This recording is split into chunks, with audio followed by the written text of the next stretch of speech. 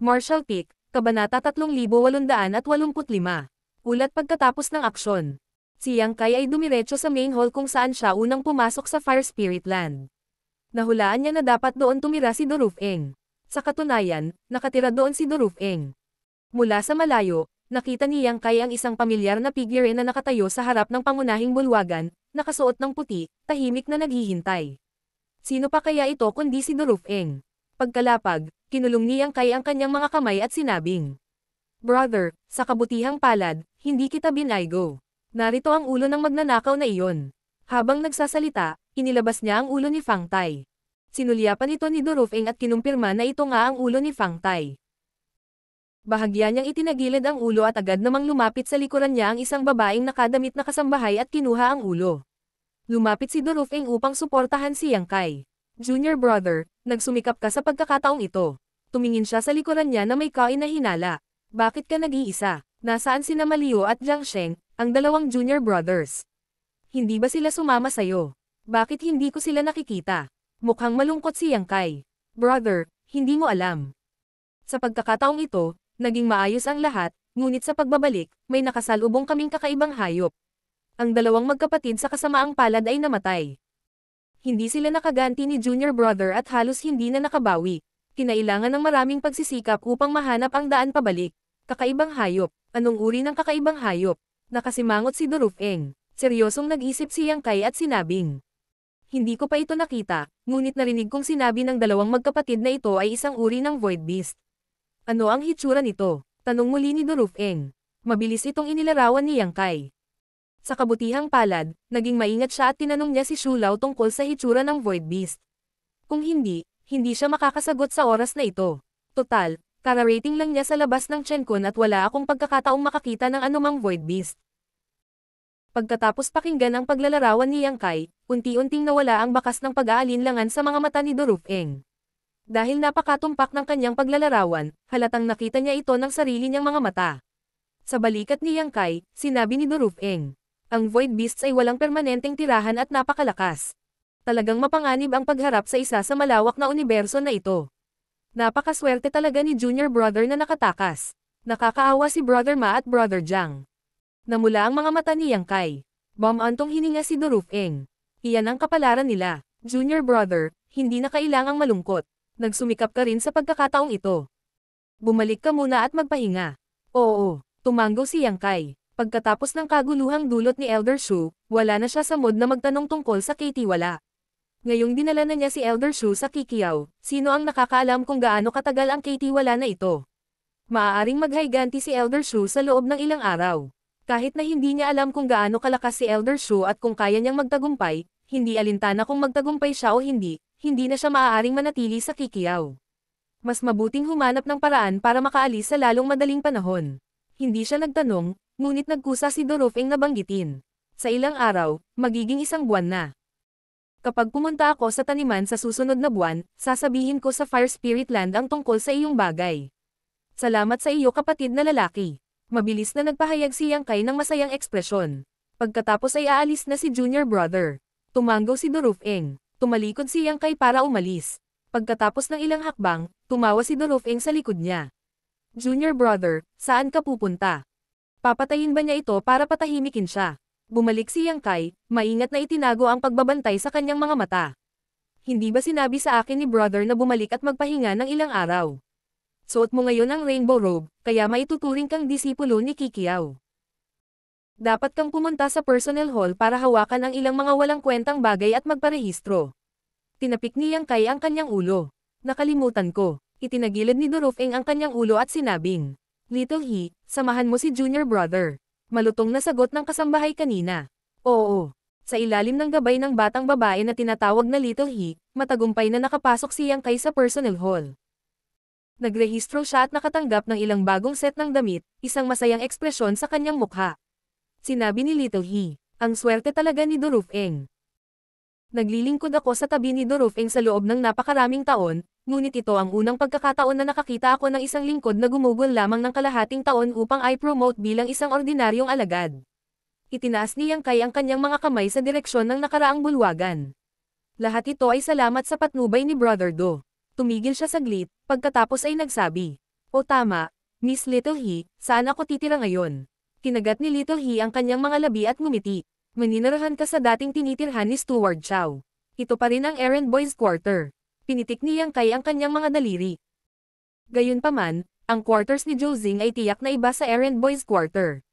Mas malaki ang lugar at mas maganda ang kapaligiran. Hindi pa siya nakakapunta doon, kaya hindi siya masyadong sigurado tungkol dito. Pagkatapos master, mangyaring bumalik at magpahinga. Kailangan ko din bumalik at mag-report. Matikas na yumoko si Xiaohe. Bagamat nagsilbi siya kay Dorufeng, hindi siya disipulo ni Qiqiao. Nahulaan ni Yang Kai na dapat ay naging errand boy siya noon. Nakita ni Dorufeng na maganda siya, kaya pinapasok niya ito. Salamat, Miss. Habang nagsasalita si Yang Kai, bigla siyang naglagay ng ilang heaven opening pills sa kanyang mga kamay. Kinuha sila ni Xiaohe at sinulyapan siya ng nakangiti. Hindi siya tumanggi, tumalikod at lumundag sa langit, iniwan si Yang Kai na dahan-dahan sa kwarto ng errand boy. Hindi nagtagal, nakarating na siya sa errand boy's quarter. Walang laman ang buong nayon. Lahat ng errand boys ay nagpunta sa taniman, kaya natural na walang tao dito. Hindi na niya kailangang bumalik sa kanyang orihinal na tirahan. Wala naman kasi siyang dalang gamit kaya dumiretso siya sa pinakamalaking building. Dito nakatira si Zhou noon, ngunit ngayon ay maginhawa na para sa kanya. Matapos suriin ang loob at labas at siguraduhing walang tao sa paligid, palihim na binuksan ni Yang Kai ang lahat ng mga paghihigpit at nagtago sa sikretong silid upang palabasin si Elder Shu. Bata, maganda ang ginawa mo. Matapos lumitaw si Elder Shu, hindi na siya nagulat sa kapaligiran. Para bang alam niya ang ginagawa ni Yang Kai kamakailan kahit na nakatago siya sa Six Direction Wish Pouch. Itinabi niya ang pouch habang nagsasalita. Hinawakan ni Yang Kai ang kanyang mga kamay at sinabing, Elder Shu, nagawa ko na ang hinihiling mo. Wala na akong magagawa pa. Sana si Elder Shu ay magtagumpay. Kakaibang tumawa si Elder Shu. Huwag kang mag-alala. Kung sasabihin kong hindi bagay sa iyo, hindi bagay sa iyo. Ingatan mo ang sarili mo. Seryosong sinabi ni Yang Kai. Talagang nag-aalala ako sa iyo, Elder Shu. Kung tutusin, nag-iisa ka lang. Bagamat hindi pa ako nakakapunta rito ng matagal, alam ko na medyo may kaunting middle level na heaven opening cultivator sa Qiqiao. Elder Shu, gaano ka kitiwala na narito ka para maghiganti? Sumulyap si Elder Shu sa kanya. Dahil ang haring ito ay nang-ahas na dumating, ako ay natural na ganap na handa. Kung ganoon ay gamaan ang loob ko. Mabilis na umalis si Old Man Shu. Matapos paalisin si Old Man Shu, wala nang oras si Yang Kai na isara ang pinto nang makita niya ang dakilang general na si Chen na naglalakad mula sa kabilang bahagi ng nayon, ang kanyang buong katawan ay nagniningning na may nakakasilaw na gintong liwanag. Hindi niya alam kung naaamoy ng dakilang general ang aura ni Yang Kai. Sa anumang kaso, diretso lang siyang naglakad. Nang makalapit siya ay ibinaling niya ang kanyang ulo para tingnan siya. Medyo nakonsensya si Yang Kai sa pagkakatitig ng ganoon. Hindi siya sigurado kung may nakita ba siya ngayon. Malinaw na naunawaan ng dakilang general ang kalikasan ng tao. Kaya lang medyo mayabang siya at kadalasan ay tamad na makipag-usap sa iba. Bukod dito, ang dakilang general ay alagang hayop pa rin ng Venerable One. Kung tatakbo siya sa Venerable One at magreklamo, ang mga kahihinatnan ay hindi maiisip. Gayunpaman, sa pag-iisip, dahil ang dakilang general ay nagpakita sa kanyang harapan, kahit na may makita siya, malamang na hindi siya magrereklamo. Hindi alam ni Yang Kai kung talagang tanga ang tanggang manok na ito o nagpapanggap lang na tanga. Matapos tanggapin ang dakilang general sa bahay, hindi na siya pinansin ni Yang Kai. Nilaybot niya ang bahay habang nasa likod ang kanyang mga kamay, iniisip ang kanyang magiging landas. Kung dumating si Elder Shu upang maghiganti, tiyak na magkakaroon ng malaking kaguluhan sa Qiqiao. Sa ngayon, ang pinakamahusay na paraan ay ang mabilisang pag-alis sa lugar na ito upang maiwasang madamay. Pero ano kayang dahilan para umalis siya? Kung wala ang mga tagubilin ni Dorufeng o anumang iba pang lehitimong dahilan, walang paraan para makaalis siya. Wala siyang maisip kahit masakit ang ulo niya. Sa pagkalkula ng mga araw, malamang na tumagal pa ng ilang araw para matapos ang isang buwang yugtong ito. Medyo nagaksaya siya ng oras sa paglalakbay na ito. Nakakasawa na mag-isa sa bahay, kaya lumabas na lang si Yang Kai at lumipad patungo sa taniman. Sinundan siya ng dakilang general ng walang salita at nakapatong sa kanyang ulo gaya ng dati. Matapos makapasok sa taniman, pinuntahan muna niya si Old Fang. Nang makita nila ang isa't isa, nagulat si Old Fang at mabilis siyang hinayla papasok sa kanyang bahay. Namumutla ang mukha niya. Brat, gusto mo na bang mamatay? Saan mo nakuha ang mga damit na ito? Ang lakas ng loob mong magsuot ng mga ito ng casual. Bilisan mo at alisin mo sila. Habang nagsasalita siya, sinimulan niyang igalaw ang kanyang mga kamay. Itinaas ni Yang Kai ang kanyang kamay para harangan. Bakit ko tatanggalin ang mga iyon? Isa na akong alagad ni Kikiaw. Anong masama sa pagsusuot ng mga ito? Nanlaki ang mata ni Old Fang. May sakit ka ba? Hindi naman sa hindi siya naniwala, pero hindi siya naglakas loob na maniwala. Si Yang Kai ay narito lamang sa maikling panahon. Kahit na gumawa siya ng malaking kontribusyon, paano siya ma-promote bilang isang disipulo ni Kikiaw? Tinatamad akong magpaliwanag sa'yo. Umupo si Yang Kai na may malungkot na mukha. Matagal siyang tinitigan ni Old Fang bago sinabing, talagang na-promote ka na bilang isang disipulo ni Kikiaw. Kalokohan, galing ako sa labas. Kung hindi ako na-promote, sinong maglalakas loob na magsuot ng mga damit na ito? Napatay na sana ako ng mga Kikiaw disciples na iyon. Sa pag-iisip tungkol dito, pumayag si Old Fang. Ang hanay ng mga damit na ito ay hindi maaaring basta-basta magsuot. Hindi naging tanga si Yang Kai para paglaruan ang kanyang buhay. Higit pa rito, kung hindi dahil sa Seven Realms, hindi magkakaroon ng ganitong set ng damit si Yang Kai. Naging alagad ba talaga siya ni Kikiaw? Nagliwanag ang mata ni Old Fang at hindi niya maitago ang inggit. Little brother, ikaw ay kahanga-hanga. Pagkasabi nito, sinampal niya ang sariling bibig at kinulong ang mga kamay. Nakakamangha talaga si Lord Yang. Ikaw ay bata at maaasahan. Humanga ang matandang ito. Itinaas ni Yang Kai ang kanyang ulo upang tingnan siya at hindi maiwasang imulat ang kanyang mga mata. At saka, ako ang papalit sa posisyon ng manager ng orchard na ito. Manager. Halos lumuwa ang mga mata ni Old Fang sa kanilang mga socket. Seryoso ka? Kumatok si Yang Kai sa mesa. Naunawaan ni Old Fang at nagmamadaling nagbuhos sa kanya ng tsaa. Humigop si Yang Kai at mahinang nagsabi. Sa ilang araw, iaanunsyo ni Brother Do ang balitang ito. Lumapit ako para bigyan ka ng paalala para maging handa ka sa pag-iisip. Hindi na nasasabik si Old Fang. Little brother, gumawa ka ng isang mabilis na pagtaas. Kailangan mo akong alagaan sa hinaharap. Napabuntong hininga si Yang Kai. Hindi niya alam kung paano ito ipapaliwanag sa kanya. Bukod dito, tiyak na hindi niya masabi sa kanya ang tungkol kay Elder Shu. Tumango lang siya at sinabing, huwag kang mag-alala, aalagaan kita kung kaya ko. Napaiyak si Old Fang. Pagkatapos umalis sa lugar ni Old Fang, pumunta si Yang Kai sa lugar ni Daiyu. Katulad ni Old Fang, halatang gulat na gulat si Daiyu at hindi makapaniwala sa kanyang nakita. Patuloy niyang sinusubukang haburin ang kanyang damit, na pinilit na tumakas si Yang Kai. Makikita niya ang katotohanan sa loob ng ilang araw. Marshall Peak, Kabanata 3886. Ang sabuwatan ay nahayag. Pagkalipas ng ilang araw, sarado ang taniman at bumalik ang lahat ng mga handyman sa silid ng mga handyman. Unang pumunta sina Daiyu at Old Fang sa dating silid ni Yang Kai ngunit hindi siya nakita.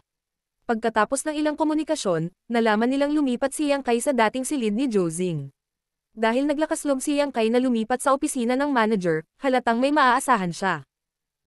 Bukod dito, hindi nila alam kung sino ang nagpakalat ng balita na papalitan na ni Yang Kai ang posisyon ng manager ng halamanan, ngunit alam ito ng marami sa mga odd-job na manggagawa.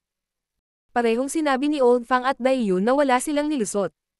Nahulaan ni Yang Kai na malamang na si Dorofeng ang nagdaragdag ng gasolina sa apoy sa likod ng mga eksena. Dapat itong maging daan para sa anunsyo sa loob ng ilang araw, upang hindi masyadong biglaan. Bawat buwan, natural na oras na para pumunta sa palengke para bumili ng mga insekto mula sa ibang espiritual na lupain. Kung noon pa man, tiyak na magiging masigla si Yang Kai, ngunit ngayong nangyari na ang bagay ni Old Man Shu, wala na siyang lakas para gumawa ng anuman. Palagi siyang naka-tenterhook, natatakot na isang araw ay biglang sumiklab ang isang malaking digmaan sa Kikiaw Land at siya ang magiging isda sa moat. Bukod dito, ang pinagmumulan ng kita na orihinal na binuksan ng dakilang general ay malamang na hindi magtatagal. Nawalan ng interes, hinayaan ni Yang Kai si Daiyu at Old Fang na pumunta sa palengke para harapin ito. Gayunpaman, pagkatapos bumili ng third-grade pure golden dew para sa Daiyu noong nakaraang pagkakataon, wala nang natitirang opening heaven pills si Yang Kai. Noong una, gusto niyang bayaran nila ito. Hindi naintindihan ni Daiyu at Old Fang. Malinaw na na-promote siya bilang isang disipulo ng Kikiaw Land at papalit sa posisyon ng tagapangasiwa ng halamanan. Bakit hindi pa rin nasisiyahan si Yang Kai? Gayunpaman, hindi nararapat na magtanong sila, kaya maaari na lamang silang umalis muna at pumunta sa palengke para makipag-ayos sa mga kinatawan ng 6 na spiritual land. Hindi nagtagal pagkaalis ng dalawa, may dumating na handyman. Hindi man lang alam ni Yang Kai ang pangalan ng kausap. Hindi man lang niya nakita noon. Kung nakikinig lang ito ng balita, hindi naman malaking bagay. Ang pangunahing punto ay lumipat si Yang Kai sa silid ng Katie-wala at nakasuot ng 7 kulay na kamiseta. Malinaw, ang balita ay hindi walang batayan. Dahil nagkaroon ng pagbabago sa pamumuno, natural na nais ng mga handyman na bumuo ng isang magandang relasyon sa kanya. Sa buong araw, tinatanggap at pinaalis ni Yang Kai ang mga tao. Mayroong halos 1,000 odd job na manggagawa sa odd job room. Kahit 10% lang sa kanila ang bumisita, halos 100 pa rin sila. Ang pagnanais na bumuo ng isang magandang relasyon sa kanila ay tiyak na hindi lamang walang laman na mga salita. Normal lang na magpadala ng ilang regalo. Ang mga odd job na manggagawa ay walang gaanong kayamanan, kaya hindi nila siya mabibigyan ng anumang bagay na masyadong mahalaga. Ang heaven opening pill ang pinakaangkop. Ang 5 o 10 sa kanila ay makakaipon ng napakalaking halaga. Pagkatapos ng 3 buong araw, hindi alam ni Yang Kai kung ilang odd job na manggagawa ang natanggap nito. Sa anumang kaso, ang bilang ng heaven opening pills na natanggap nito ay lumampas na sa 5,000. Hindi maitaboy ni Yang Kai ang mga tao pagdating nila para maghatid ng mga bagay. Kung hindi, ito ay magiging masyadong hindi makatwiran. Sa araw, siya ay tumatanggap ng mga regalo at tumatanggap ng mga bisita, at sa gabi, pinapakain niya ang general ng Daiyu at Old Fang. Sa parehong kita, ang kanyang orihinal na impes na wallet ay biglang bumukol muli. Makalipas ang 3 araw, bago pumunta sa taniman, personal na dumating si Dorofeng upang ipahayag na si Yang Kai ang pumalit sa posisyon ng tagapamahala ng halamanan. Hindi gaanong nagulat, at lahat ay masaya. Nang pumalit si Yang Kai, natural siyang gumawa ng bukas palad na talumpati sa harap ni Dorofeng, na nangakong mamamahala siya ng maayos sa taniman. Nagsabi lang si Dorofeng ng ilang salita ng pampatibay loob at pagkatapos ay hinayaan siya. Pagdating sa halamanan, dumiretso si Yang Kai sa malungkot na tuktok sa gitna ng halamanan. Noong nakaraang pagkakataon, pumunta siya rito kasama si Dorofeng para mag-eavesdrop, kaya hindi siya masyadong pamilyar sa lugar na ito. Sa hawak na token ng tagapamahala ng halamanan, ang buong porma sayon ng halamanan ay nasa ilalim ng kanyang kontrol. Ito ang kanyang unang pagkakataon na pumalit sa taniman, kaya maraming bagay na hindi niya pamilyar. Matapos abalahin ang kanyang sarili sa loob ng ilang araw, halos hindi niya nagawang ituwid ang lahat at alam kung ano ang gagawin bilang isang manager. Sa pagsasalita nito, parehong idle at hindi idle ang orchard manager. Kapag wala siyang magawa, basta-basta siyang magpapatrolya sa lugar. Kapag may gagawin siya, kailangan niyang pumunta sa iba't ibang odd job na mga taniman ng mga manggagawa upang tulungan silang mag-alaga ng mga puno ng prutas. Pagkalipas ng ilang araw, ginamit ni Yang Kai ang kanyang awtoridad bilang tagapamahala ng halamanan para ilipat si Old Fang at Daiyu sa kanyang tabi, na sinasabing tutulungan siya ng mga ito na pamahalaan ang halamanan. Ang lugar na orihinal nilang inaalagaan ay ipinasa sa iba. Kaugnay nito, medyo hindi mapalagay ang Daiyu at Old Fang. Pagkatapos ng lahat, noong si Jozing ang namumuno, hindi niya ginamit ang kanyang awtoridad ng tahasan para sa pansariling kapakanan. Pareho nilang sinubukang hikayatin si Yang Kai na huminto pansamantala, baka magkaroon ng anumang pagtutol si Dorofeng. Masyadong tamad si Yang Kai para bigyan sila ng pansin. Si Dorofeng ay may lihim na motibo sa kanya, kaya bakit niya pakialam ang mga bagay na ito?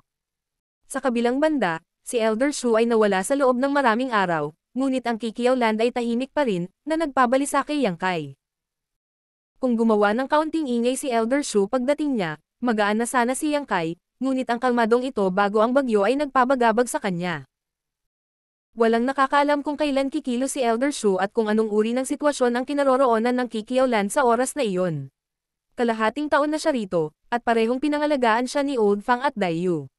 Bagamat hindi komportable para sa kanya na sabihin sa kanila ang tungkol sa krisis ng Kikiaw Land, nasa tabi niya sila. Kung may nangyari, mas madali para sa kanila ang pag-aalaga sa isa't isa. Dahil hindi nila sila makumbinsi, si Old Fang at Daiyu ay tahimik lamang na makakatulong kay Yang Kai na pamahalaan ang halamanan. Bilang resulta, walang magawa si Yang Kai buong araw. Ang orihinal na akala ni Yang Kai ay malapit ng kumilos si Elder Shu, ngunit sino ang mag-aakala na maghihintay siya ng 3 buwan? Sa loob ng 3 buwang ito, walang gumagalaw mula sa Kikiaw Land, at hindi dumating si Elder Shu para hanapin si Yang Kai. Kung hindi dahil sa bahagyang pagkabalisa sa kanyang puso na hindi niya maalis, iisipin ni Yang Kai na umalis si Elder Shu sa Kikiaw Land. Gayunpaman, ang Kikiaw Land ay natatakpan ng mga layer ng formations, kaya kinailangan niyang umasa sa kanyang sarili para makalusot. Imposible para sa kanya na umalis ng napakatahimik. Isang araw, naglalaro ng chess si Yang Kai kay Old Fang nang bigla siyang may naramdaman. Naglabas siya ng isang bagay at tahimik na pinakiramdaman ito. Pinatawag ako ni Durufeng. Babalik ako agad. Narinig ito ni Old Fang at tumango. Bumalik ka kaagad. Ibinaba ni Yang Kai ang piraso ng chess sa kanyang kamay, lumabas ng pinto, at pumailang lang sa langit. Hindi nagtagal, dumating siya sa tirahan ni Durufeng at pumasok sa bulwagan. Sa unang tingin, nakita niya si Durufeng na nakatayo sa harap ng bulwagan, nakatingin sa kanya ng nakangiti. Sa 3 buwang ito, paminsan-minsan ay tatawagan siya ni Durufeng upang magtanong tungkol sa sitwasyon ng halamanan, at iuulat ito ni Yang Kai ng totoo. Sa anumang kaso, nagawa niya ang isang mahusay na trabaho sa pamamahala ng halamanan sa nakalipas na ilang buwan, kaya walang dapat ikatakot. Gayunpaman, sa tuwing darating si Durufeng ng mag-isa. Sa pagkakataong ito, iba na. May 3 tao sa bulwagan, ang isa ay si Durufeng, at ang isa ay isang binata na hindi pa nakikita ni Yang Kai. Sa sandaling pumasok si Yang Kai, naramdaman niya ang mga mata ng binatang ito na parang isang matako na ulupong, na nagparamdam sa kanya ng labis na hindi komportable. Ang titig na ito ay puno ng pagsisiyasat, ngunit isang pahiwatig din ng interes. Nakatayo ang dalawa habang ang isa ay nakaupo sa isang archer. Nakakagulat, ito ang Earth Guardian ng Fire Spirit Land, Venerable Duanhai. Naging mataimtim ang ekspresyon ni Yang Kai habang mabilis niyang ikinuyom ang kanyang mga kamao. Pagbati, Venerable, pagbati, Brother Do. Mula noong huling beses na dinala siya ni Duanhai sa Fire Spirit Land, hindi na siya nakita ni Yang Kai, kaya hindi niya alam kung bakit siya lilito dito ngayon. Naramdaman ni Yang Kai na may mali. Hindi kaya nahuli si Old Man Shu at ngayon ay sangkot siya. Kung iyon ang kaso, kung gayon si Old Man Shu ay masyadong inutil. Siya ba yon? Ang binata na hindi kilala ni Yang Kai ay biglang nagtanong ng hindi maipaliwanag na tanong. Sinabi ni Durufeng, siya iyon. Wala namang espesyal sa kanya, bakit ang swerte niya? Humalaklak ang lalaki. Sinabi ni Durufeng, hindi alam ni Junior Brother, dapat mong tanungin siya. Natarante si Yang Kai at may kain na hinalang nagtanong. Brother Do, ito ay. Ipinakilala ni Durufeng, ito si Yulian, Brother Yu. Siya ay nasa retreat noon at kamakailan lamang ay lumabas, kaya hindi mo pa siya nakikita noon. Kaya si Brother Yu, ikinulong ni Yang Kai ang kanyang mga kamao at yumuko. Pagbati, Brother Yu, ngumisi si Yulian. Junior Brother Yang, tama ba? Interesado ka bang hulaan kung ano ang nasa retreat ko noon? Sino ang magiging interesado? Baliw ba ang taong ito? Nagmura si Yang Kai sa kanyang puso, ngunit sinabi pa rin niya. Hindi alam ni Junior Brother, paki-enlighten ako, brother. Ngumiti si Yulian. Para tayong mga cultivator na makalusot sa Heaven Opening, kailangan nating tipunin ang kapangyarihan ng Yin, Yang, at 5 elements. Brother, pinaghalo ko muna ang enerhiya ng Yin at Yang, pagkatapos ay ang 5 elements. Sa 5 elements, ang una kong na-condensed ay ang enerhiya ng apoy. Ang apoy ay nagsilang ng lupa, ang lupa ay nagsilang ng metal, at ang metal ay nagsilang ng tubig. Sa huling pagkakataon na ako ay nasa pag-iisa, ako ay nagpapalapot ng enerhiya ng tubig. Tahimik na nagkalkula si Yang Kai at nabigla. Ang taong ito ay isang half-step Heaven Opening cultivator, isang enerhiya na lang ang kailangan para makalusot. Namumula ang kutis ni Brother, kaya dapat nagtagumpay ka. Ngayon isang hakbang na lang ang layo mo sa Heaven Opening. Binabati kita, Brother. Oo, isang hakbang ang layo.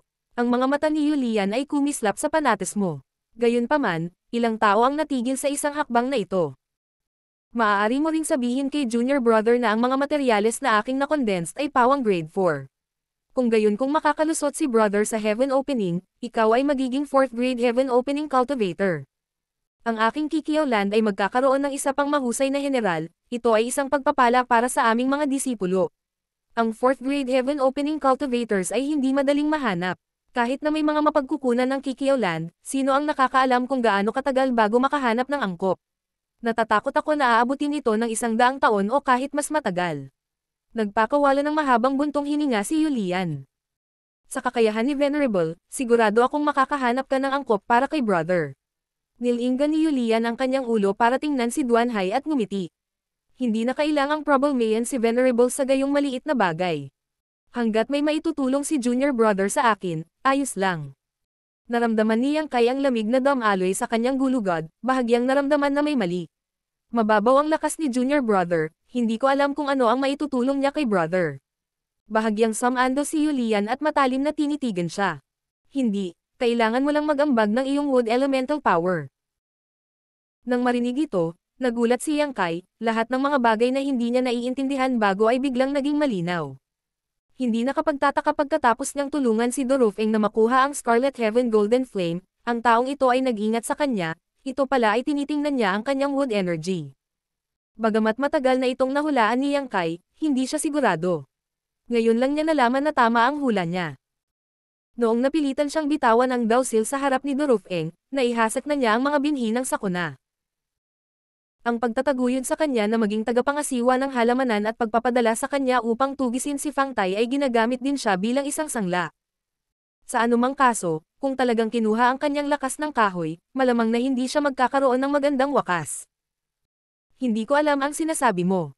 Sa sandaling bumagsak ang mga salita ni Yang Kai, nagpadala siya ng suntok. Pagkatapos, nang hindi man lang lumingon, itinulak niya ang kanyang space principles at lumipad palayo sa kinatatayuan niya. Martial Peak, Kabanata 3887. Kapalaran at kasawian. Isang figure ang kumislap at agad na nawala si Yang Kai. Si Duan Hai, na nakaupo sa trono, ay itinaas ang kanyang mga mata at sumigaw. Space Principles. Pagkasabi niya nun, iniunat niya ang kamay niya at gumawa ng grasping motion.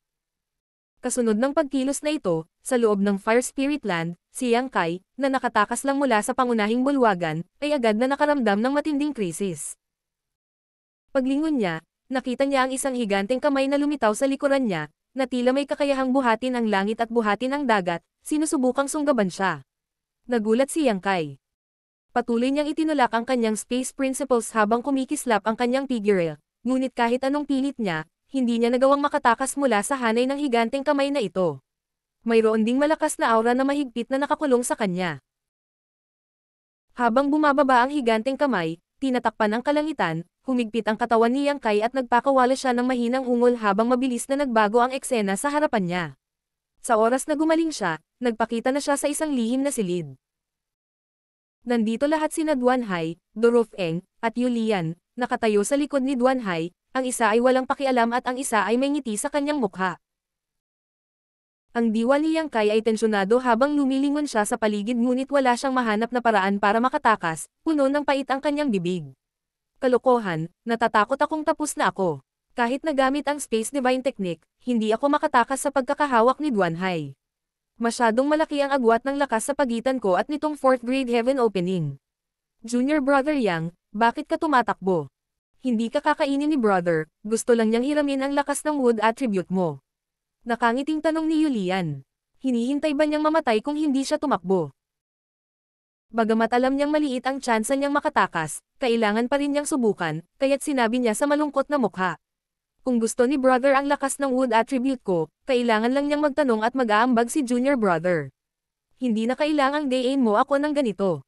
Tumawa si Yulian. Si Junior Brother ay isang matinong tao, kaya maging masunurin at huwag lumaban. Sinabi ni Yang Kai, ngunit nagtataka lang ako, maaari bang kunin ng puwersa ang Yin, Yang, at 5 elements ng ibang tao? Naitanong na niya ito kay Old Fang noon, ngunit hindi ito maipaliwanag ni Old Fang. Gayunpaman, dahil nakatagpo siya ng ganoong bagay ngayon, nangangahulugan ito na ang kapangyarihan ng 5 elemento ng Yin at Yang ay maaaring alisin. Kung hindi, bakit gugugol sila ng labis na pagsisikap? Isang uri lamang ng kapangyarihan ng tao na Yin, Yang, at 5 elemento ang maaaring agawin ng puwersa. Marahil dahil may pag-asa para sa kanya na sumulong sa heaven opening, si Yulian ay nasa mabuting kalagayan. Nang marinig niya ang tanong ni Yang Kai, hindi siya nagdalawang isip na sumagot. Anong klaseng tao? Nagtaas ng kilay si Yang Kai. Halimbawa, ang Junior Brother ay nag-condensed lamang ng isang uri ng kapangyarihan. Kung si Junior Brother ay nag-condensed ng 2 uri ng kapangyarihan, wala na tayong magagawa. Nakangiting paliwanag ni Yulian. At matapos itong piliting haburin, ang Wood Elemental Power ni Junior Brother ay bababa ng 1 o 2 level. Pero okay lang. Nabalitaan ko na ang Wood Elemental Power ni Junior Brother ay hindi bababa sa level 5. Ako naman, level 4 lang ang kailangan ko. Kaya hanggat swerte ako, magagamit ko pa rin kahit bumaba ang level nito. Naiintindihan ni Yang Kai. Nakita ko. Sinabi ni Yulian. Junior Brother, may iba ka pa bang gustong itanong? Sinabi ni Yang Kai na may pagtatampo na mukha. Kung ang aking Wood Elemental Power ay maalis, ano ang mangyayari sa akin? Sinabi ni Yulian. Mamatay. Siyempre, kung sinuswerte ka, mabubuhay ka pa, pero natatakot ako na baka hindi ka na makapagtanim sa hinaharap. Nang marinig ito, ang puso ni Yang Kai ay nadurog sa kaibuturan. Dalawang dulo, kahit alin man ito, ay magiging isang napakatrahedya na sitwasyon para sa isang cultivator. Kung hindi siya makakapag-cultivate, baka mamatay na lang siya. Hindi pagbibigay kay Yang Kai isang pagkakataong magsalita, tumalikod si Yulian at itinaas ang kanyang mga kamao kay Duanhai. Salamat sa iyong problema, Venerable. Magiliw na tumango si Duanhai, itinaas ang kanyang kamay, at malakas na iwinagayway ito. Sa isang kalabog, ang tunog ng mga kadena na nagsasara. Sa kawalan ay umalangaw-ngaw habang ang isang pagsabog ng enerhiya ay sumugod patungo sa kanya mula sa lahat ng direksyon. Tumingin si Yang Kai sa paligid at nakita niya ang isang serye ng mga thumbtack chain na binubuo ng mga komplikadong rune na tumutusok patungo sa kanya. Gustong umiwas ni Yang Kai, ngunit ang kanyang katawan ay nanigas at siya hindi makagalaw. Chi-chi-chi. Isang sunod-sunod na ingay ang umalangaw-ngaw habang ang hindi nakikitang mga tanikala ay tumutusok sa kanyang katawan. Agad na napasigaw si Yang Kai sa sakit habang ang kanyang damit ay basang-basa ng pawis. Ang spirit array sa ilalim ng kanyang mga paa ay lumiwanag at dahan-daang umikot. May spirit array talaga ang nakaset up dito, kaya parang ang spirit array na ito ay inihanda na at naghihintay lang ng tamang oras para hilahin siya at bawiin ang kanyang wood elemental power. Ang mga kadena ay nakaunat ng mahigpit at hinayla si Yang Kai sa ere. Ang mga figure ni Duanhai at Yulian ay kumikislap habang ang bawat isa ay humakbang sa magkaibang spirit array, na iniwan si Dorofeng upang magbantay. Si Yang Kai ay labis na nababalisa. Ngayong nasa sitwasyon na siya kung saan wala siyang pagkakataong mabuhay, imposibleng makaahon siya sa suliraning ito gamit ang sarili niyang lakas. Ang tanging taong maaasahan niya ay si Old Manchu. Gayunpaman, si Old Manchu ay nasa Seven Secrets Land sa loob ng 3 buwan nang walang anumang balita. Hindi alam ni Yang Kai kung nasaan siya o kung ano ang kanyang ginagawa, kaya hindi makatutuhan ng asahan siyang darating at ililigtas siya. Higit pa rito, natakot si Yang Kai na nawalan na siya ng halaga kay Old Manchu. Sa kabaligtaran, ang kanyang buhay at kamatayan ay nasa mga kamay ni Old Manchu. Kahit na alam ni Old Manchu ang tungkol sa kanyang sitwasyon, malamang na wala siyang pakialam. Sa loob ng spirit array, naupo si Yulian na naka-crossleg, isang misteryosong aura ang pumutok sa kanyang katawan. Sa kabilang panig, si Duanhai ay nagsuot din ng isang solemn na ekspresyon habang siya ay patuloy na gumagawa ng mga selyo gamit ang kanyang mga kamay. Sa kalampag ng mga kadena, malinaw na naramdaman ni Yang Kai ang isang malakas na puwersa na ipinapadala mula sa mga tanikala patungo sa kanyang katawan, nanginginig ang kanyang dawsil at kinuha ang kanyang wood elemental power. Isang hindi maipaliwanag na sakit ang nagmula sa kanyang buong katawan, na naging sanhi ng pag-igting ni Yang Kai ng kanyang mga ngipin nang magsimulang lumitaw ang mga asol na ugat sa kanyang noo. Sa sandaling iyon, isang biglaang pagbabago ang naganap. Sa likod ni Yang Kai, biglang lumitaw ang isang higanteng itim na centipede phantom at mahigpit na ikinulong si Yang Kai sa lugar. Ano man ang ginawa ni Duanhai, hindi niya nakuha ang wood elemental power mula sa katawan ni Yang Kai. Flying Black Centipede. Isang bakas ng pagkagulat ang sumilay sa mga mata ni Duanhai habang siya ay sumigaw sa mahinang boses. Napatigil ang mga handsil na kanyang binubuo, ang kanyang figure ay kumikislap sa gilid ni Yang Kai at inilagay ang kanyang kamay sa gulugad ni Yang Kai. Ilang sandali pa, isang marahas na puwersa ang sumugod sa katawan ni Yang Kai habang sinusuri niya ang kanyang dawsil. Sa sumunod na sandali, nagbago ang ekspresyon ni Duanhai habang sumigaw. Bata, sino ang nagtanim nitong flying black centipede sa iyo? Napabuntong hininga na lamang si Yang Kai sa sakit, ang kanyang mukha ay kasing puti ng papel, ngunit ninisyan pa rin niya. Gago. Hindi niya inaasahan na ang flying black centipede, na dating hadlang sa kanya, ay talagang magliligtas sa kanya sa sandaling ito ng krisis. Ito ay talagang isang stroke ng swerte. Sa pag-iisip ng mabuti, hindi ito nakakagulat. Ang flying black centipede na ito ay orihinal na idinisenyo upang i-target ang dawsils. Si Duanhai ang nag-set up ng spirit array na ito at gusto niyang gamitin ang kasuklam-suklam na paraan na ito para alisin sa kanya ang kanyang wood elemental power, na katulad ng pag-atake sa kanyang dawsil. Ang dalawang pamamaraan ay malinaw na magkasalungat sa isa't isa. Sa sandaling ito, hindi mapigilan ni Yang Kai na makaramdam ng pasasalamat kay Old Manchu. Bagamat hindi niya alam kung hanggang kailan siya makakabili, ang makahinga saglit ay palaging masarap. Nilinga ni Duanhai ang kanyang ulo at tumingin kay Dorofeng. May nakita ka bang iba sa kanyang dawsil noong nakaraan? Medyo nalito din si Dorofeng. Sa kanyang kaalaman at karanasan, wala siyang ideya kung ano itong flying black centipede, kaya umiling siya at sinabing. Wala, kung gayon, malamang na lumitaw ito sa ibang pagkakataon. Ang mga mata ni Duanhai ay kumislap habang matalim na nakatitig kay Yang Kai. Bata, noong huling beses kang lumabas, sino ang nakilala mo? Medyo mislan din ang isip ni Duanhai, kaya nahulaan niya ang katotohanan ng bagay na iyon. Paano sasabihin sa kanya ni Yang Kai? Nanunuya, pinalakas ni Duanhai ang kanyang kamay, dahilan upang si Yang Kai ay halos himatayan sa sakit at agad na nagpakawala ng nakakaawang sigaw. Ngumisi si Duanhai. Sa tingin mo ba walang paraan ang haring ito para harapin ang bagay na ito? Ito ay isang bug lamang. Kapag naalis na ng haring ito ang bagay na ito, haharapin kanya.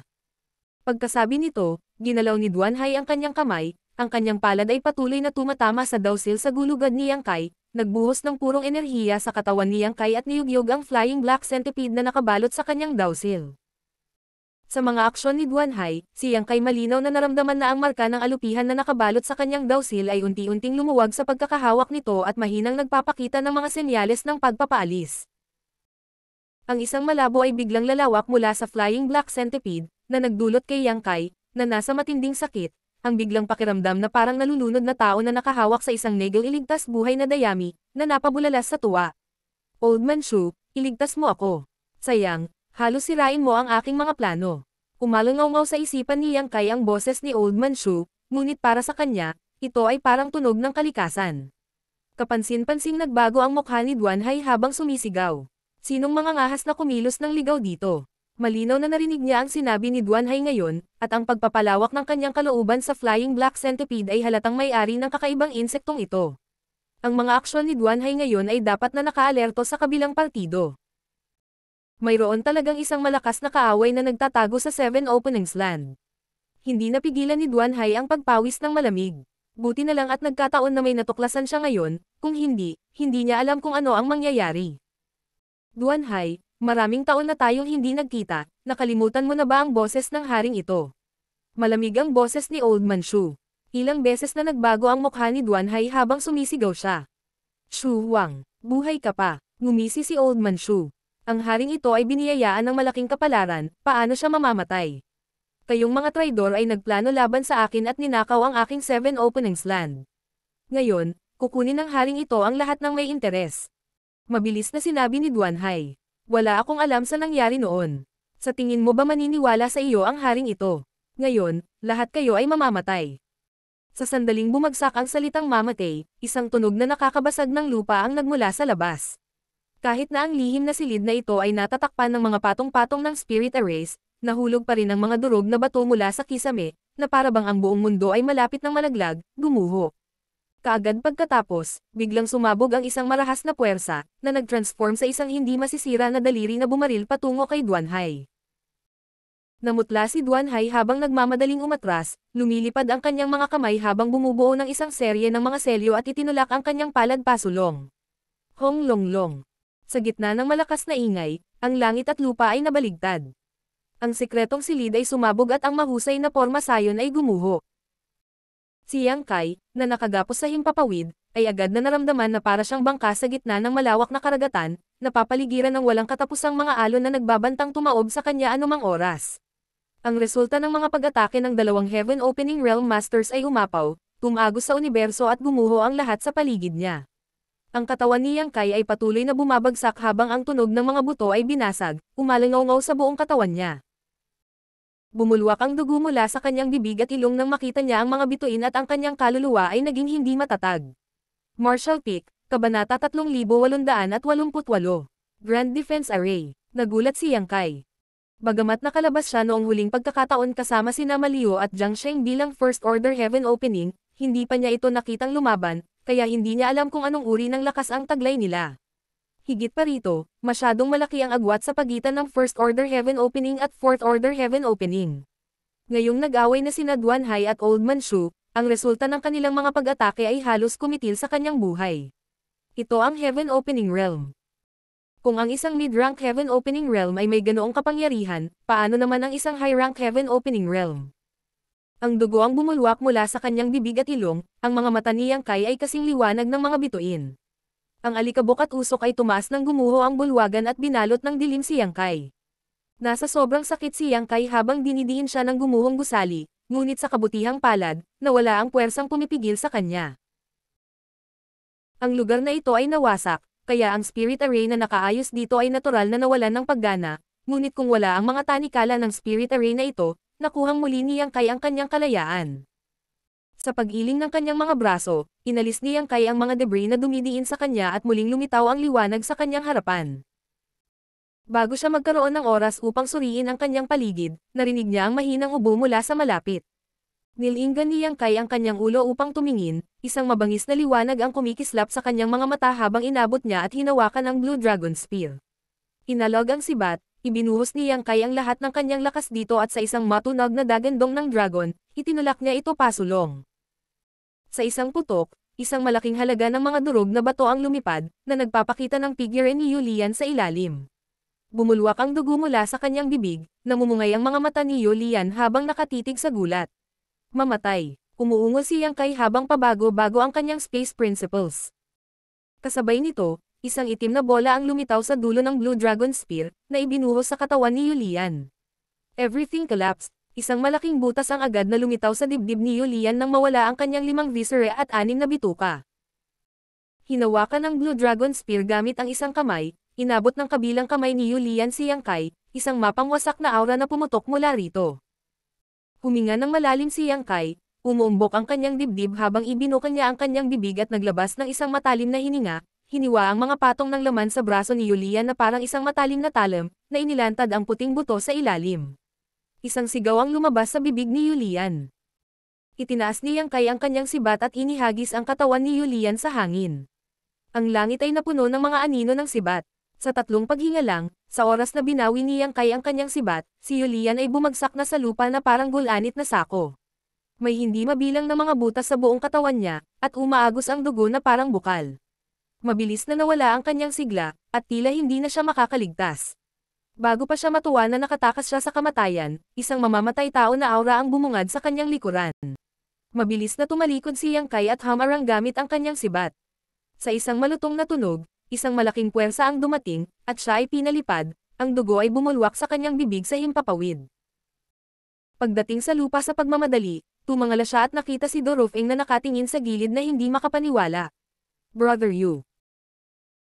Bumuka at sumara ang bibig ni Yulian, ngunit hingal na hingal siya na parang isda na tumalon sa pampang, hindi makapagbitaw ng kahit isang salita. Tumagilid ang kanyang leeg, at hindi na siya makahinga. Tumindig ang balahibo ni Dorofeng. Hindi niya ito matanggap. Ilang saglit lang ang nakalipas, ang kanyang kapatid ay nasa mataas na espiritu, handang bawian ang iba ng kanilang wood elemental na kapangyarihan para sumulong sa heaven opening. Paano siya namatay sa isang kisap mata? Alam niya na ang pinagmulan ng lahat ng ito ay dulot ng resulta ng labanan sa pagitan ng hindi kilalang kaaway at ng Venerable. Sa sandaling iyon, halos naisip ni Dorofeng na siya ay mamamatay. Bagaman nakatakas siya sa kamatayan sa huli, ang resulta ng labanan ay nagdulot sa kanya ng matinding pinsala. Sa pag-iisip tungkol dito, hindi mas maganda ang kalagayan ni Brother Yulian. Siya ay nasugatan ng husto, at pagkatapos ay tinambangan. Sa isang sandali ng kawalang ingat, nawala ang kanyang buhay. Bumilis ang tibok ng puso ni Dorofeng. Ngayon lang, kung hindi inatake ni Yang Kai si Yulian kundi siya, makakaiwas kaya siya. Paglingon niya, nakita niya si Yang Kai na umuubo ng dugo sa gilid. Halatang hindi rin siya nasa mabuting kalagayan. "Pinatay mo si Brother Yu." Napakalamig ng mukha ni Dorofeng na halos tumulo na ang tubig. "Ikaw na ang susunod." Itinutok ni Yang Kai ang kanyang sibat habang pinupunasan ang dugo sa gilid ng kanyang bibig. "Anong biro?" Namula ang mukha ni Dorofeng. "Naglakas loob kang maglabas ng kalokohan sa harap ng isang Venerable." Pagkatapos magsalita, biglang sumimangot si Dorofeng at winalis ang lugar gamit ang kanyang divine sense, bahagyang nagbago ang kanyang ekspresyon nang matuklasan niyang wala na si Duanhai. Alam ni Dorofeng na may malaking nangyari sa Seven Openings Land at ang Venerable na dapat ay magmadali upang ipagtanggol laban sa kaaway at hindi mabigyang pansin ang lugar na ito. Naduraj ang puso ni Dorofeng habang iniisip niya kung sino ang Shuhuang na ito para kumilos ang Venerable na parang kaharap niya ang isang malaking kaaway. Hong hong hong. Umalangaw mula sa langit ang mga tunog na nanginginig sa lupa habang kumikislap ang nakakasilaw na mga ilaw, na sinamahan ng matinding pagbabago-bago ng enerhiya. Halata na may mga Panginoon na nakikipaglaban sa langit. Gayunpaman, hindi ito isang bagay na kailangan niyang alalahanin dahil haharapin ito ng Heavenly Monarch at ng 7 Venerables. Gaano man kalakas ang bagong dating na ito, imposibleng maging katapat niya ang napakaraming Heaven Opening Realm Masters. Shua shua shua. Ang tunog ng isang bagay na bumabagsak sa hangin ay maririnig. Ang mga disipulo ng Kikiaw Land ang nakarinig ng kaguluhan. Lumipad sila mula sa lahat ng direksyon upang siyasatin ang sitwasyon. Nang makita nila ang mga guho, hindi nila maiwasang mabigla. Nang makita nila ang bangkay ni Yulian na nakahandusay sa ibabaw ng mga guho, ang kanilang mga ekspresyon ay nagbago ng husto. Tumayo ang isa sa kanila at nagtanong, "Senior Do, ano ang nangyari? Sino ang pumatay kay Brother Yu?" Malamig na tinitigan ni Dorofeng si Yang Kai at sinabing, "Sino pa kaya iyon? Itong lalaking ito sa harapan ko, patayin mo siya." Matapang na baliw, nangangahas na pumatay sa Fire Spirit Land sa sikat ng araw. "Ibigay mo ang buhay mo." Ang grupo ng mga disipulo ng Seven Openings Land ay galit na galit nang marinig ito at sunod-sunod na ipinatawag ang kanilang mga artifact upang salakayin si Yang Kai. Sa sandaling lumitaw ang mga taong ito, si Yang Kai ay lihim na nag-iipon ng lakas. Bagamat gusto rin niyang lumaban hanggang kamatayan kasama si Dorofeng, imposible na ngayong dalawang kamao ang makipaglaban sa apat, kaya mas mabuting tumakas muna. Higit pa rito, halos lahat ng mga taong ito ay mga master ng Heaven Opening Realm. Bagamat karamihan sa kanila ay mga master ng First Grade Heaven Opening Realm, na may iilan lamang na masters ng Second Grade Heaven Opening Realm, hindi pa rin sila mga taong makakalaban niya ngayon. Sa katangi-tangi ng Space Divine Technique, hanggat walang mga master sa antas ni Duan Hai, tiwala si Yang Kai na makakatakas siya. Sa sunod-sunod na dagandong, bumagsak ang kawalan habang umuulan ng hindi mabilang na pag-atake, ngunit umiwas na si Yang Kai sa gilid, malamig na tinitigan si Dorofeng bago lumipad patungo sa direksyon ng halamanan. Nataranta at nagalit si Dorofeng. "Isang bangkos ng basura, habulin mo siya." Hindi siya kailangan ng maraming disipulo ng Seven Openings Land na magutos, at sa sandaling makita nilang tumakas si Yang Kai, agad silang humabol. Sa isang iglap, sa itaas ng Fire Spirit Land, isang nag-iisang tao ang tumakas habang hinahabol siya ng isang grupo ng mga tao, na lumikha ng isang masiglang eksena. Buweng! Sa isang malakas na putok, ang langit at lupa ay nanginig, isang mapurol na tunog ang direktang umabot sa isipan ng isang tao, na naging sanhi ng panginginig ng mga mata at tainga. Kasabay ng tunog na ito, isang kumikislap na spirit array ang lumitaw sa kalangitan. Ang spirit array na ito ay walang katumbas na laki, halos sakop ang buong Fire Spirit Land. Nang lumitaw ang spirit array na ito, isang aura na sumisira sa langit, nakakapatay ng Earth ang bumaba mula sa langit, at sa loob ng Fire Spirit Land, halos lahat ay nakaramdam ng aura ng kamatayan na bumalot sa kanila. Si Dorofeng, na malapit na humahabol sa likod ni Yang Kai, ay sumigaw sa alarma.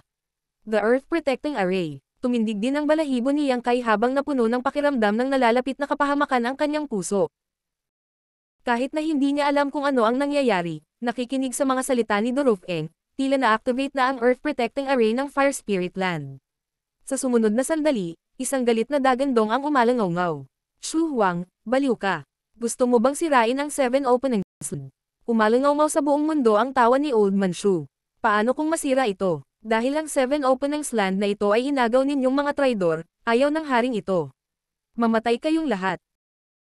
Sa sandaling bumagsak ang mga salitang ito, ang napakalaking spirit array na bumabalot sa Fire Spirit Land ay biglang nagsimulang umikot, at kasabay nito, ang mga sinag ng liwanag ay bumaril mula sa spirit array na parang malakas na buhos ng ulan mula sa langit, na tila kayang sirain ang langit at lupa.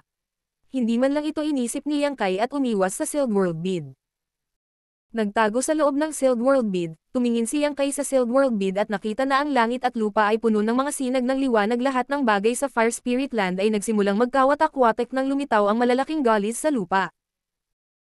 Ang grupo ng mga disipulo ng Seven Openings Land na humahabol sa kanya ay lahat ay nagsusuot ng takot habang sinusubukan nilang umiwas, ngunit kakaunti sa kanila ang nagawang makatakas, iwasan ang mga sinag ng liwanag na ito. Habang dumaraan ang mga sinag ng liwanag, nasugatan ang mga nataman nito, napatay ang mga pinagpastol nila, at ang mga naputol ay nahulog mula sa langit na parang dumplings. Napalunok si Yang Kai habang siya ay lihim na nagdasal na sana ay hindi tamaan ang Sealed World Bead. Bagamat hindi niya alam kung ano ang mangyayari sa Sealed World Bead kung ito ay tamaan, hindi ito magtatapos ng maayos. Sa kabutihang palad, kahit na ang mga pag-atake ay walang katapusan at siksik, ang Sealed World Bead ay napakaliit, kaya hanggat ang swerte ng isang tao ay hindi masyadong masama, hindi dapat magkaroon ng anumang mga problema. Hanggang sa sandaling ito ay naunawaan ni Yang Kai kung ano ang inaasahan ni Old Man Shu at kung bakit siya nang ahas na pumunta rito ng mag-isa para sa paghihiganti. Ang Earth Defending Array ng Seven Openings Land ay halatang hindi na-activate ng Venerable Protector Earth, kaya walang dahilan para patayin niya ang sarili niyang mga disipulo. Tanging si Old Manchu lang ang makakagawa ng ganoong bagay. Kasabay ng sinabi ni Old Manchu sa iba, mahinang naramdaman ni Yang Kai na ang 7 Openings Land na ito ay dapat magkaroon ng napakalalim na relasyon kay Old Manchu. Maaari pang ang sabihin na ang 7 Openings Land ay orihinal na pagmamayari ni Old Manchu, ngunit sa ilang kadahilanan, ito ay inalis. Bagamat inalis ito, pinanatili pa rin ni Old Manchu ang lihim na paraan upang kontrolin ang Earth Defending Array ng 7 Openings Land. 3 buwan siyang nawala ng walang bakas dahil sinusubukan niyang kunin ang kontrol sa Earth Defending Array ng 7 Openings Land. Sa sariling kakayahan ni Old Manchu, kasama ng tulong ng 7 Openings Land Earth Defending Array, maaari talaga siyang magkaroon ng pagkakataon na maghiganti. Sa sitwasyong ito, natural na umaasa si Yang Kai na si Old Manchu ay gagawa ng mas maraming ingay hanggat maaari. Saka lang siya magkakaroon ng pagkakataong makatakas dito. Kung hindi makahawak si Old Manchu at mapatay, tiyak na ililibing siya kasama niya. Hindi sapat ang nag-iisang Earth Defending Venerable Duanhai. Hindi nagtagal ang pag-atake ng Earth Defending Array, mga 20 paghinga lang o higit pa. Ngunit pagkatapos ng 20 paghinga ng oras, ang buong Fire Spirit Land ay tumahimik. Naghintay ng ilang sandali si Yang Kai hanggang sa mawala ang Spirit Array sa kalangitan bago umalis sa Sealed World Bid. Pagtingin niya sa paligid, puro gulo lang ang nakikita niya. Ang lupa ay puno ng mga sirang bangkay at ang mga alagad ng 7 Openings Land na nakasuot ng 7 kulay na damit ay nagkalat sa paligid, na tila ang katapusan ng mundo ay dumating na. Isang malaking lambat ang biglang nahulog mula sa langit, na tumakip sa ulo ni Yang Kai. Ang malaking lambat na ito ay may kapangyarihang magbuklod sa mundo. Agad na natense ang katawan ni Yang Kai habang sumisigaw siya sa mahinang boses. Heaven Capturing Net.